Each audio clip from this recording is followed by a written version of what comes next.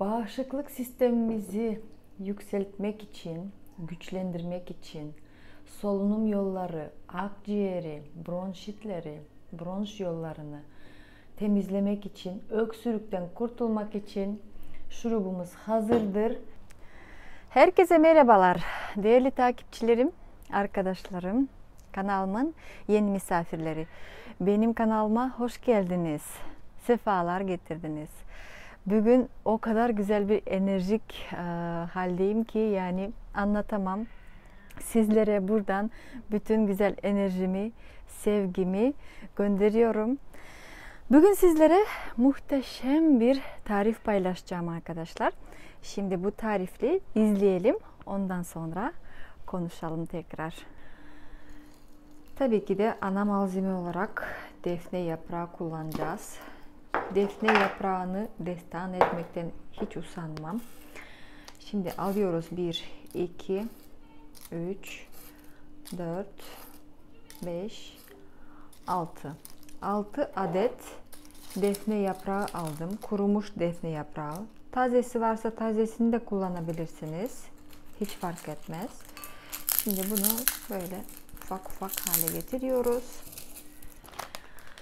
Bunu arkadaşlar yaprak ıhlamur.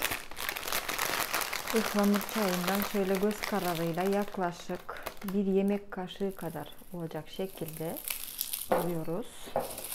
Bunu da böyle ufak ufak yapıyoruz. Bitkilerimizi güzelce karıştırıyoruz. Bir ufak tencere alıyoruz. Defne yaprağıyla ıhlamur yapraklarını yerleştiriyoruz. Üzerine de 250 mililitre su döküyoruz.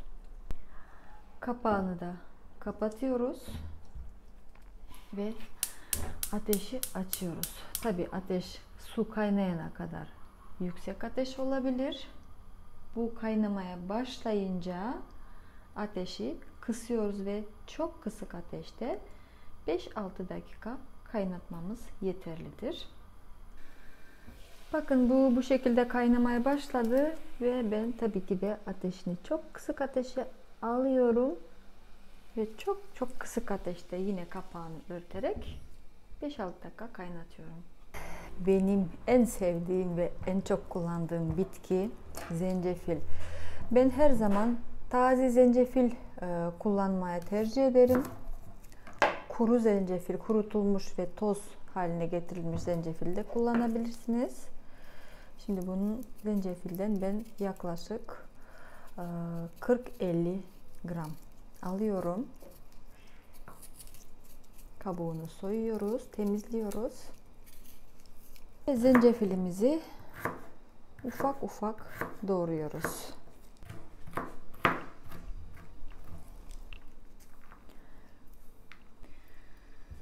Çayımız şöyle 5-6 dakika kaynadı. Kısık ateşte. Ateşten alıyorum. Yani kapatıyorum. Kapattıktan sonra, ateşini kapattıktan sonra doğranmış taze zencefilimizi ekliyoruz. Kapağını örtüyoruz ve bunu bu şekilde soğuyana kadar bekliyoruz. Yani ılık haline bu şekilde gelecek. Şimdi çayımız soğudu. Bakın ılık hale geldi. 40 derece en optimal, en ideal derecedir. Yani şöyle parmağınız yanmayacak şekilde ılık hale gelene kadar bekledik. Şimdi ben bu çayı süzgeçten geçirip alıyorum. C vitaminin kaynağıdır. Şimdi yarım limon suyunu sıkacağız.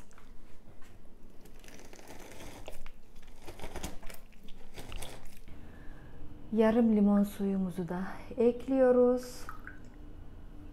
Doğal bal kullanacağız. Tam da doğal lezzetli baldan ekliyorum. Toplamda arkadaşlar 3 yemek kaşığı bal ekledim. Güzelce karıştırıyorum. Tabi ahşap kaşık kullanacaktım, ben unuttum. Ahşap kaşık kullanmaya özen gösterelim arkadaşlar. Şimdi de ben size bunu nasıl içeceğiz, ne kadar içeceğiz ve kimlere içse olur, kimlere içmek yasaktır, bunları anlatacağım. Bu şurubumuzu arkadaşlar kapağını kapatarak dolapta 3 haftaya kadar saklayabiliriz. Normal dolabında saklayalım arkadaşlar. Saklanma tarihi de 3 haftadır. Zaten 3 haftada bunu içmiş olursunuz, kullanmış olursunuz. Bu muhteşem şurubumuzu şimdi nasıl kullanacağız ve kimler kullanacak? Bunu anlatacağım. Lütfen, kediler. Lütfen videoyu sonuna kadar izleyiniz ve buraları çok dikkatli izleyiniz. Sizlerden rica ediyorum. Şimdi bunu öksürükten kurtulmak için, aynı zamanda akciğerimizi ve solunum yollarını, bronşit yollarını temizlememiz için, yetişkinler için, büyükler için günde 3 yemek kaşığı sabah, öğle, akşam olarak yemekten önce içiyoruz. 1 yemek kaşığı, ondan sonra yemeğimizi yiyoruz, kahvaltımızı yapıyoruz. Çocuklar için günde 3 defa çay kaşığı ya da tatlı kaşığı mı diyeyim? Evet, bir çay kaşığı olarak bir günde 3 defa sabah, öğlen, akşam olarak içelim. Öksürük sen gör ben gör yok olacaktır. Çünkü solunum yolları akciğerden başlayıp temizlenmeye başlayacaktır. Dolayısıyla da balgam da çok güzel sökülecektir. Aynı zamanda da bağışıklık sistemi güçlenecektir arkadaşlar. Hepimiz içebiliriz, hepimiz kullanabiliriz. Yalnız dikkat!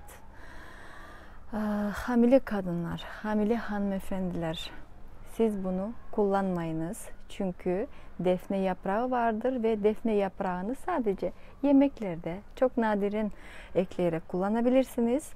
Onun dışında herkes kullanabilir arkadaşlar. Hamile hanımefendiler, lütfen bu tarifi kullanmayınız. Sizler için başka bir ayrı tarif yapacağım. Evet, yorumlarda yine sorularınızı bekliyorum. Yorumlarda yazınız. Bu videonun altındaki yorumlara yayınlandıktan sonra videom tam 1 saat sizlerin sorularınıza, yorumlarınıza yanıt vereceğim. Yeni videolarımda görüşmek üzere. Sizleri sevdiğimi unutmayınız. Kendinize çok çok çok dikkatli bakınız. Bye bye.